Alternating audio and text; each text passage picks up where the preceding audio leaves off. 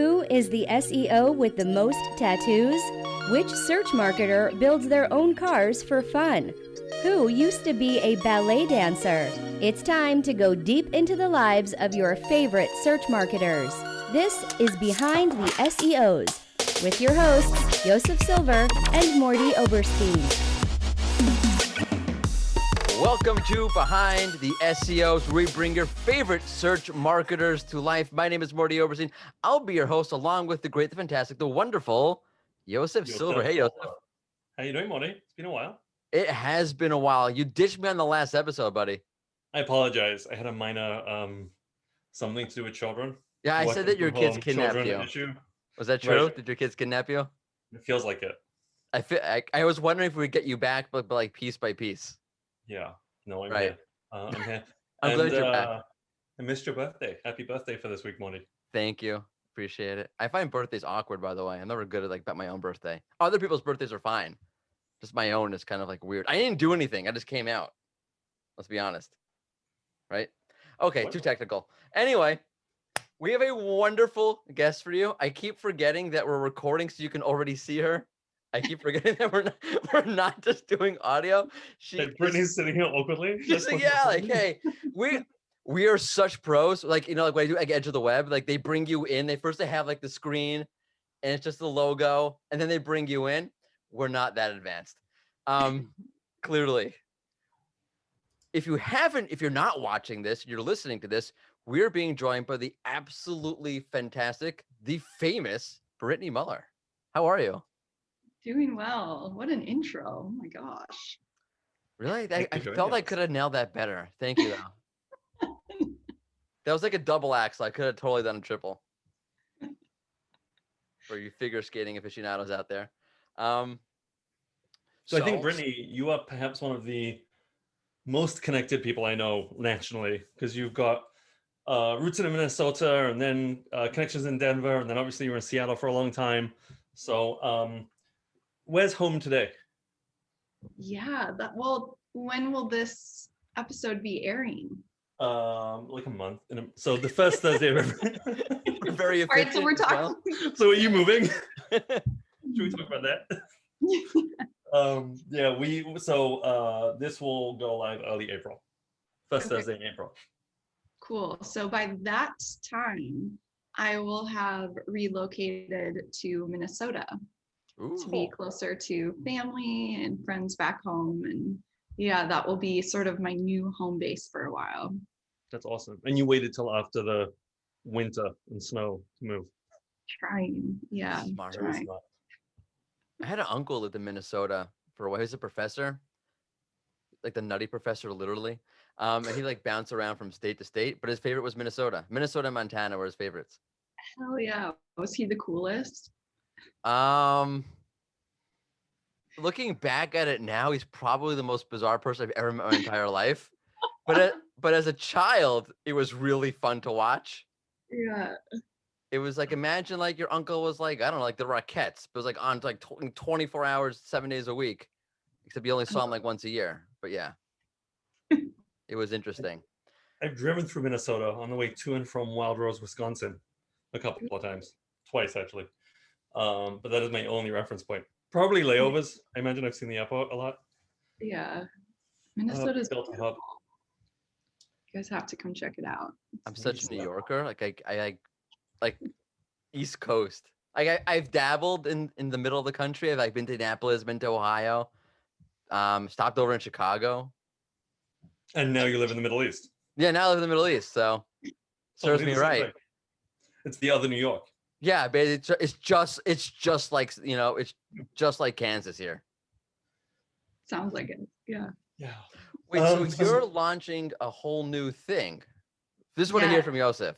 I haven't done my homework because I'm a wonderful host.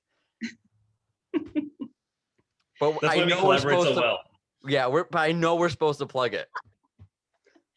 So tell us a little bit about it's Data Science 101. Yeah, that's very kind of you. Yeah, so basically trying to set up kind of a hub of data science resources that are accessible to the average person.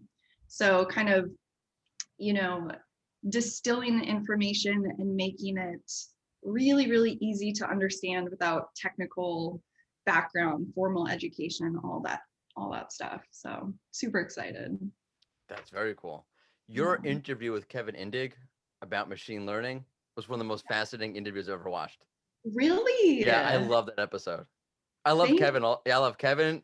That was a great episode. If you haven't, we should link to the show notes if we have. Do we have show notes?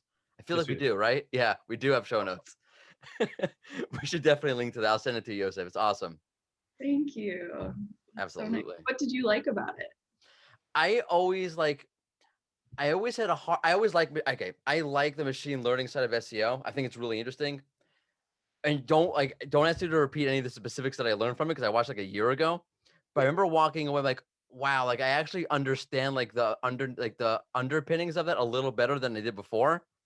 Yeah. And it's really like, I like entities, I like natural language processing, I like the content side of SEO, and being able to understand like how that actually emerges a little bit was relieving to me. I remember walking away feeling like, okay, like a little bit relieved that like I kind of understand somewhat what the hell is going on. I love that. Yeah. That's a great answer. Yeah. I also love how you're pushing the awareness of unconscious bias in machine learning. Like, I think it's really important and like blew my mind. I think you presented on that. The example you gave with the wallets in the back pockets with male versus female attire. Yeah. I think it really blew my mind, and something that like it could get really scary if we don't pay attention to stuff like that. Absolutely. Get all serious. Yeah, absolutely. It is, quite serious. The implications are dangerous across multiple, applications of machine learning. So it's important to be aware of for sure. Absolutely. There was like a great, not to get too stuck down this like wormhole, but since you're here, I have to keep on it. There was a crazy case like Google, I forgot what, it was some kind of product that they did a while ago where they realized if there's an image of a wedding, but it's not like your Judeo-Christian typical wedding image. It's like machine learning had a hard time identifying it as a wedding. So it basically would only identify weddings if it looked like your typical Judeo-Christian wedding. Interesting. Yeah. Yeah. So that is like, it can be like a total hot mess. Ironically, Google, 3 years, 4 years later saying, no, we don't have any bias problems in machine learning anymore. But yeah, right. Right. It's all about what it's been trained on. So if it's only been trained on those big traditional weddings, that's all it's going to recognize. Yeah. Yeah, it's fascinating. That's really cool stuff. Okay, we shouldn't this podcast is not about that. Okay. Well, technically, we're not really talking about SEO. It's machine learning. Although, it's really not SEO. It's debatable. Nice. Well, Britney, you always seem to be like learning, like whether it's in your career or like what you do for the marketing community, or you mentioned leatherwork in your little pre-podcast survey. Tell us a little bit, like, that's fascinating. I have, I like to think that I know myself quite well, and I pay attention to things that really fulfill me and give me energy and that I get excited about. And I realized, I've realized this for over a decade, but like when I'm learning, when I'm consuming and reading and kind of translating or applying things, I am my happiest. Like I have so much fun absorbing information and tinkering. And so one thing I started to discover, especially in tech, is that we as technical professionals, we spend our working lives in this digital pixelated world. And for most of us, we're working on a couple websites all the time for years. And now apply that to like real life stuff. I know this might be a silly example, but something I think about a lot. If we were woodworkers and we went to work every day and worked on the same damn table, we would be crazy. We would look and be crazy people. Like people don't do that. Right. And so for me, it's so true though, isn't it? Like you would never do that. And so for me, my brain really wants to complete things like so desperately. And it's unfortunate because in the digital world, we never get a chance to complete a website. We never get to like hold it, touch it, feel it, see it in its like true form. And so something that has sort of kind of, really helped me on all sorts of different therapeutic levels is leatherwork, because I can create something tangible and there's an end point, right? I have created a thing and I get to like be proud and, give someone that thing. It's just so much fun. That's cool. Wait, so you're not like skinning cows or anything? Like you buy the leather? Like how does this work? Yeah, good question. So I It's like a come Mordy from, question. Like, are you that's raising a good calves? question. I kind of want to. So this gets even weirder. I would love to go hunting with my dad and brother and make sure that they skin it properly. That's like the next stage. But currently I'm buying all of my leather from Tandy Leather and other leatherwork crafters. Yeah. What sort of stuff are you, or rather, what have you made that you're most proud of? Yeah, I made this huge, it's not huge, but it's a leather tote bag, like a leather like luggage bag for my brother this Christmas. And That's it's beautiful. I used 3 different hides and it was a custom pattern I just kind of made by hand and by eye.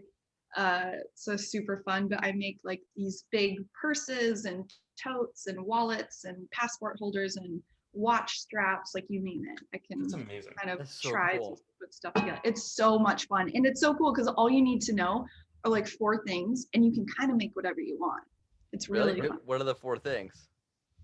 Just like how to properly cut the leather and then punch the holes and then learn how to saddle stitch. And then the world is your oyster. You can, whatever you can think of, you could sort of start to make. Could you make shoes?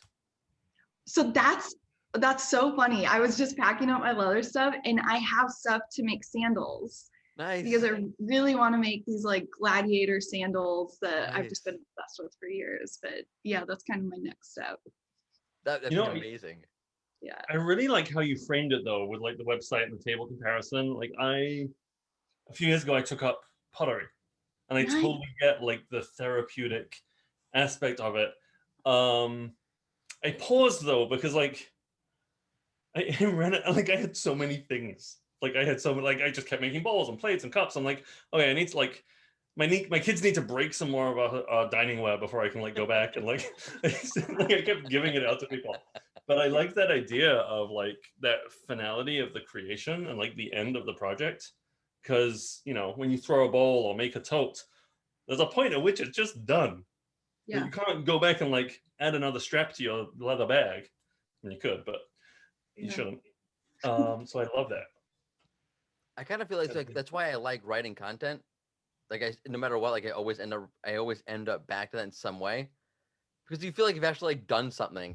Like I can sit around and talk about SEO all day long, and I feel like what have you ever felt this feeling where like you sit in meetings all day, and I had someone tell me like I feel like I'm not working. I had someone tell me like, Mordy, that you did your job, like you're talking about what we had to talk about and advising about this and advising about that, and I feel like I've done absolutely nothing all day long. So I like things like writing. I always liked writing, like even like before SEO, because I felt like I was like putting something out there. So I definitely get that feeling. Totally. If only I knew how to use leather, then I can do something more tangible. I tried something like this. I tried painting for a while. I'd love to. I've always wanted to learn to do glass blowing. Oh, I've always wanted to do glass blowing. And then there's actually a Netflix show. I don't know if you discovered this. You mentioned Netflix, but there's like, I forget what it's called. It might be Blown Away or something. But it's a glass blowing competition on Netflix. And I watched that, and I went from I really want to do this to like, whoa, this looks really hard. I know. It looks really intense. So cool. I would love glass blowing. That's what you should get into. That's what I'm gonna do. I'm gonna buy what's it called, like a kiln, whatever it is. It's exactly what I need with my 4 kids around. This is like 4,000 degree oven. Nothing bad will happen. Impossible. That'd be great. Yeah. Yeah. Wait, so you're moving to Minnesota, but where are you living now? Seattle. Oh, Seattle. Yeah. I love Seattle. Yeah. This is the longest in my life. No, I rephrase. It's the longest since 2003 that I have ever gone without going to Seattle. Wow. Because of COVID. But I used to be there 2-3 times a year. Yeah. That's not true. It wasn't 2003. But like since I moved to the States, I've been there 2 or 3 times a year. And like I'm just eager to like my next visit to Seattle. Something that jumped out at me like when we were prepping was that you never saw yourself as a public speaker. And I think that's maybe one of the things you're definitely known as for now. Yeah. What would you recommend for people that want to like push that? Like they want to be there, but like they don't know where to begin. They want to get into They want to be a public speaker, but they don't know how. Like what would you share with people listening? Yeah. So the first thing I would say is like growth comes from uncomfortable places. And I think it's important to put yourself in kind of these opportunities that aren't going to be comfortable. Like it's a natural human reaction to be anxious and to be nervous and excited. And there's so much personal growth that happens in those experiences. And so I would challenge any listeners interested to start to, you know, entertain those opportunities and start small. You know, I would never suggest something huge off the bat. I think I got really lucky where I was introduced to Toastmasters. And it's funny because I love to mention them. I didn't go to that many. I mean, there were moments where I would be walking to one in Denver and I would get so nervous that I would turn around and go home. Like I seriously would like panic because I knew that we had to do roundtable intros, and nothing freaks me out more than having to like introduce myself to an intimate group of people. I can do it to a stage of like lots of people, but whenever it's small, I don't know why. Right. But starting to get those experiences and then starting out small, you know, being on a panel and doing talks in your community, and then, you know, getting feedback too. I think the other trickiest part is watching yourself or listening to yourself speak is the worst. The worst. The worst. Isn't it? Why? There's something so weird. I don't think I've ever done a podcast, and I've done like probably hundreds of podcasts already at this point because I do podcasts or a webinar or a conference where I watched it. I'm not cringing at what I said. I know, me too. It's so hard. We're so hard on ourselves. It's insane. It's like it's called like what's it called, missing tile syndrome, right? Where you redo the kitchen floor, beautiful new tiles, and the one thing you notice, like there's like one little tile, there's a small like hairline fracture crack in the corner that no one will ever see because it's under a radiator. Yeah. And it's all you notice is that crack. Is that a thing, or is this like no, it's a real thing. Google it. Okay. Missing tile syndrome. I love A friend of mine from Seattle told me about this, believe it or not. I love that. It could not be more true. Yep. Yeah. Sucks. Yeah, it's brutal. It's the worst. It's brutal. Yeah. But it's so important to have some of that reflection, or like, the one thing I hate doing too, before a big talk, I'll record myself practicing to see like how I'm hitting different points, and that's excruciating to watch too. You're just like, oh, what am I doing? Why why is this happening? But yeah, that's how you get better, you know, and then to also kind of model after really great speakers. Like I remember early on, again, I didn't know what the heck I was doing. I still don't feel like I really know what I'm doing, but I remember watching Will Reynolds on stage and being like, I can do some of that. Like I liked how he moved. I liked how he was walking and his different like cadence styles of speaking, and I was like, I want to mimic some of that and like make it genuinely my own, you know? So there's lots of really beautiful things that you can do like that too, which is really fun. Do you find that like, that's like, I do the same thing. I've definitely modeled some of what I do after people, but I've tried that and it's failed miserably because it wasn't me. Right. At the same time. Right. So you have to, yeah. There's a fine line. You definitely have to. I've done things that don't work for me either for that exact same reason. So I've noticed that I know the different qualities and traits that I offer on stage. And when I see other speakers do different things of that nature better, I take notes. And I find it really, really fascinating.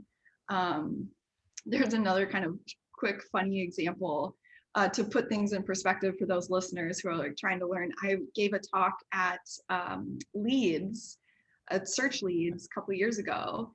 And I don't know what happened to me, you guys. I was walking to go backstage and I didn't realize how big the venue was. And like, I was feeling fine. I was feeling whatever. And then all of a sudden I see posters of Cher, who had been there months earlier. And I started to get sick to my stomach. I literally was like, I'm going to throw up. Like I suddenly like started to panic out of Wow, you nowhere. really don't like Cher.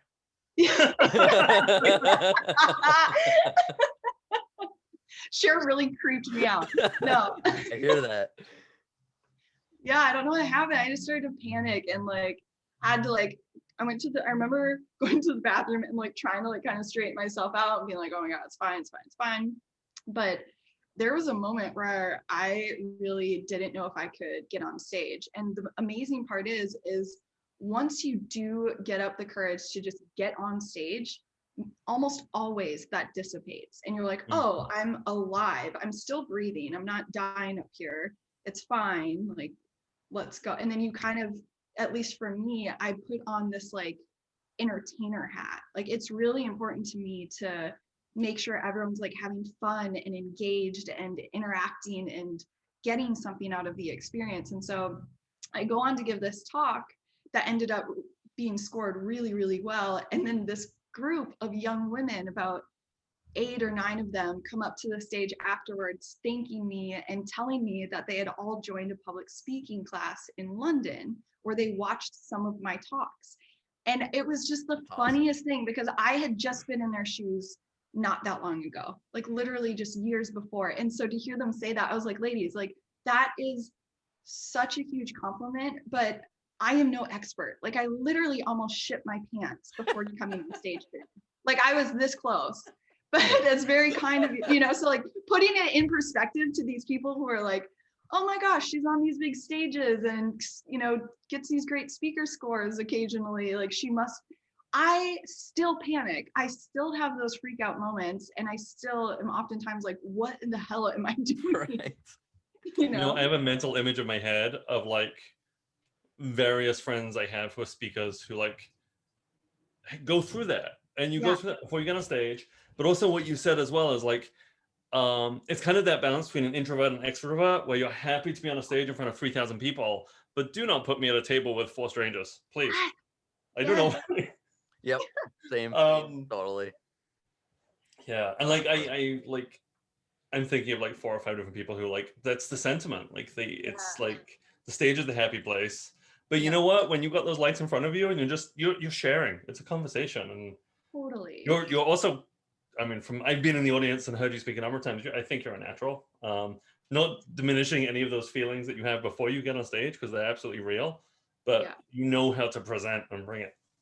Thank you. That means a lot. I think the tipping point for me when I was starting out was taking myself out of the equation, taking my ego out of the equation, when I realized, oh my God, this is not about me. This is about all of these people who are almost donating 2 of the most valuable resources, their time and their attention.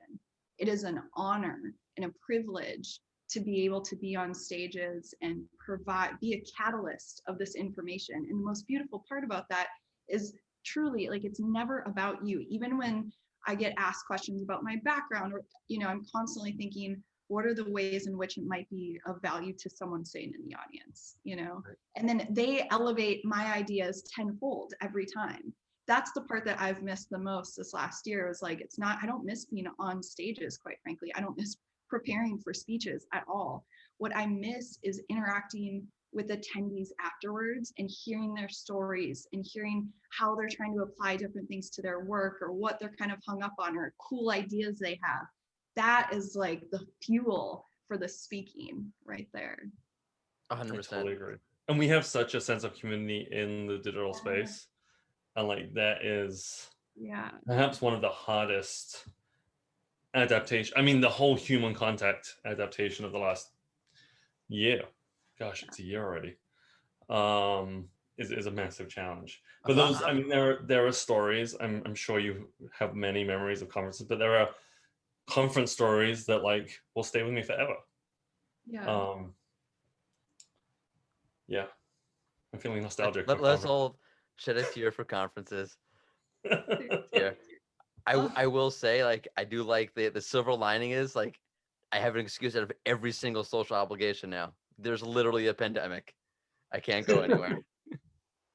Okay. So Should we? Brittany, you mentioned as well in your intake that you kind of like hustled yourself to attend conferences early in your career. Like, what is like, so on a personal note, in 2017, I had an injury, I'd lost a job, and like before I did anything, like I booked myself a conference ticket for a conference that was upcoming that like my previous employer had paid for. And then my first thought was like, I'm just gonna put this on a credit card before I realize how much debt I'm gonna get into while I look for a job. But I can totally relate to like that drive and that community. So if there's anything you want to share around, that Best conference story. hustle. Yeah. Guys, this gets crazy. So I don't think I've ever told some of these stories, so this will be good. Awesome. Exclusives. Yeah, no, for sure. So I'm trying to pull up. I have this really ridiculous email that I sent to Moz. I think it was back in 2013 or no, 2013. Here it is. Subject line, I've got some cupcakes for you. Hi, Jen. How are you? Did you have a nice weekend? I hope it was fun-filled and relaxing for you. So, ... I've made this very awkward SEO Moz or bust video for you guys. You're featured in it. Please notice the scrumptious cupcakes I drew for you. Haha, my art skills are weak sauce, I know. Regardless of how awkward and nervous I am in this video, I didn't know what to do with my hands, all capital. I will do whatever it takes to go to SEO Moz next month and promise to provide you guys with value. I'm just unable to scrap together the $1,000 for a ticket after recently starting my own company. I kid you not, I know a woman who was on the show Cupcake Wars and would love to bring you her delicacies. Please let me know if there's any way I can help, and I look forward to hearing back from you soon. Peace, love, and grandma hugs, Brittany. Like, awesome. I was not afraid to do stuff like this. You know what? Did you get a ticket? I got a heavily discounted ticket and spent all my money on the flight and like this really sketchy Airbnb where this cat would bust into my room every night and just stand on my chest. I was like, this is weird. And I had to walk, and this sounds like such an old man tale. I literally had to walk almost 2 miles to and from the venue every day, but I didn't care. I was going to do anything because these were my heroes. I was obsessed with the space. I had gotten to know people on Twitter and I was just dying to meet them. It was so funny. You know what comes to mind as you tell that story though? I feel like you've taken that moment and paid it forward. I feel like I've seen your tweets for previous years where you've tried to do that for other people too. And you do amazing work for the community. Yeah. And I think you embrace the sort of pay it forward of the way you got your start or your growth.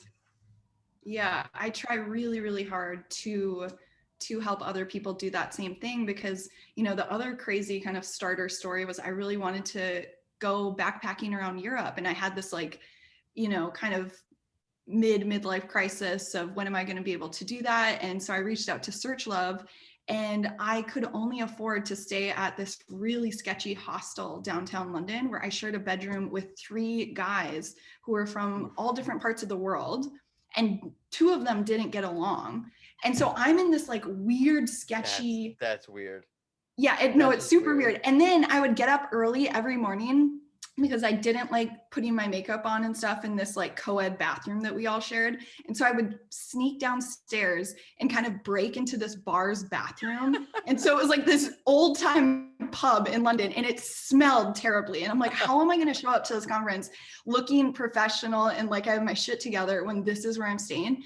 But I made it work. Like I literally just made it work and hustled and was doing stuff like that till and then when people started inviting me to conferences and I'm like, I don't have to buy a ticket. It blew my mind. I was like, wait, what?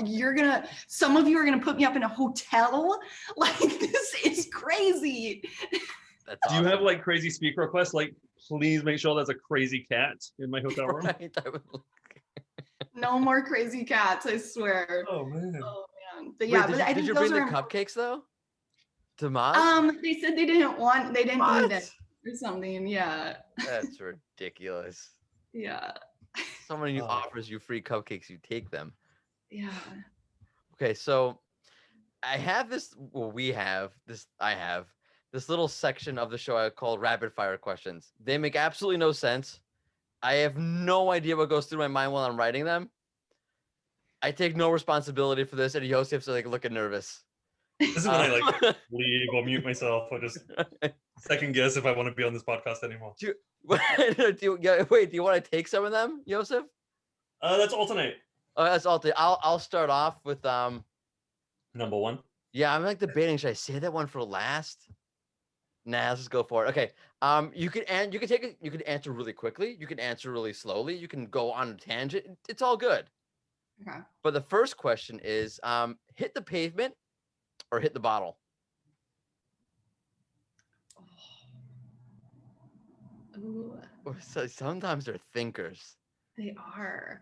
I think if it's something work related, hit the pavement, and if it's something emotionally related, Good distinction. That sometimes work related also means hitting the bottle. exactly. Great. Depeche Mode or Ala Mode? I don't even think I know what either of those mean. What did you just say? Maybe it was Depeche Mode or Ala Mode. Ala Mode. This was the Ala ice Mode cream is on like the when you side. get ice cream on the side, and Depeche Mode Is a band from the 80s. You I'm know, just gonna say Ala Mode because it reminds me of ice cream. I have no idea. Again, this is Mordy's brain we're exploring right now. Like a CT scan there for was a Mordy's whole, thoughts. no, because I had a question before this that Yosef asked me to remove, and it had to do with the Depeche Mode song, and like there was a logic to this. Sort For of. you. For me, there was a logic. Okay, next. Yeah. All right, it's me. Already leaves. Brain surgery or rocket science? Rocket science. Nice. Yeah. Wheel of Fortune or The Price is Right? Ooh. Also a Price is conundrum. right. Yes. Yeah. Yes. It's way more fun. Yeah. It's so much more dynamic. Yes. And interactive. There's something about it, and like you're like hustling against like some guy bids $750, then you bid like $1, and or they bid $755 just to screw you. It's a little bit cutthroat. Like these I just grandmas realized can I'm get not cutthroat. thinking of Wheel of Fortune. No, I'm not thinking Wheel of Fortune. And what's that survey game show with the big when they get it wrong? Oh, Family Feud? Yeah. Oh, so in British England, that's called Family Fortune. Oh. Interesting. You guys always have to be different. That's what I was thinking of when because of Fortune, Wheel of Fortune, Family Fortune. There you go. Makes sense. Sure. Totally makes sense. I love this next question. I take it. It's yours, Yosef. Crash test dummies or mannequins? Crash test dummies. Thank you. Yeah. Wait, do you remember in the early 90s when they had those commercials? Mm-hmm. Right? If you had it was a crash test dummy talking and they would get into a crash, and then it would be like buckle up for safety, something like that. Yeah. I have to watch those. Those some of my earliest memories were those dummies in the commercial. Total random tangent. Okay. I have no idea what I was thinking when I came up with this, but Kant or Kierkegaard? For those of you who like philosophy. Kant or Kierkegaard? I'm going to go with Kant because I don't know. Interesting. Yeah. I like both of them. I think each has their own purpose. It's Aristotle I have a problem with, but yeah. Okay. Well, he's like, what? Aristotelian logic is ridiculous. It's absolutely absurd. Anyway, all right, your turn, Yosef. Tunnels or bridges? Bridges for sure. Yeah, totally. Really? Yes, Yeah. tunnels freak me out. That's what's cool about them. Like you like, cause like I'm coming from New York, so you have like you have the Lincoln Tunnel, and there's another one on the Battery Park Tunnel, whatever it is. They're freaky as anything. You're like stuck in there in traffic for hours, but there's something enjoyable about that like freakiness. I found. I'm like, okay, like let's not get into my psyche. I feel like tunnels are always that moment from like Independence Day or Men in Black, where which is the movie where the dog jumps into the emergency exit of the tunnel. I've always confused Independence Day and Men in Black. I should not talk about pop culture. Also, Daylight was a great movie about tunnels. Was Stallone, where they get stuck in a tunnel and he's like a cop. Like it's like one of those like movies where like the most ironic thing happens. There's like the tunnel collapses in the giant flood, and it turns out the one guy who like designed the tunnels is in the tunnel there to save everybody. Like, what are the chances of that happening? But it's a good movie. Well, the Take You Pelham 1, 2, 3. That's in a tunnel. I didn't see that. I Really? like Watch the original, not the remake. Right, the remake was what's his name, Ethan Hawke, right? Yeah, the original is really good. Yeah, so there's a movie I haven't seen that's pretty surprising. Okay, ironically, the last question: out of time or out of money? Out of money. I like that. That's very philosophical. Yeah, It's true. it is true. Right? Would you rather be poor or dead? Let's put it that way. Right? Right. Yeah. That's what it comes down to, fundamentally. And you have now explored the recesses of my mind. Scary. Yep, a little bit. Is So that Brittany, it? if people want to learn more about Data Science 101, or if they want to follow you, where's the best place to find you or contact you? Yeah, so I am at Britney Muller on Twitter and Instagram and LinkedIn, and they can contact me at any of those places. I'm probably most active on Twitter. Awesome. Awesome. Yeah. Thank you for joining us. Yeah, thanks. It's been a for real having me. pleasure. Thank you for coming. And Folks listening at home or in their car or in wherever, you can Or find watching. Behind the SEOs on YouTube, on our channel, Behind the SEOs, on Twitter at Behind SEOs, or our website, Behind the SEOs. New episodes come out the first Thursday of every month. It's a monthly podcast, so you should subscribe and be notified, because who the heck remembers when the first Thursday every month is? We don't, and we do the show. Anyway, thank you so much for tuning in, and we appreciate it. Bye. Oh, it's a troll.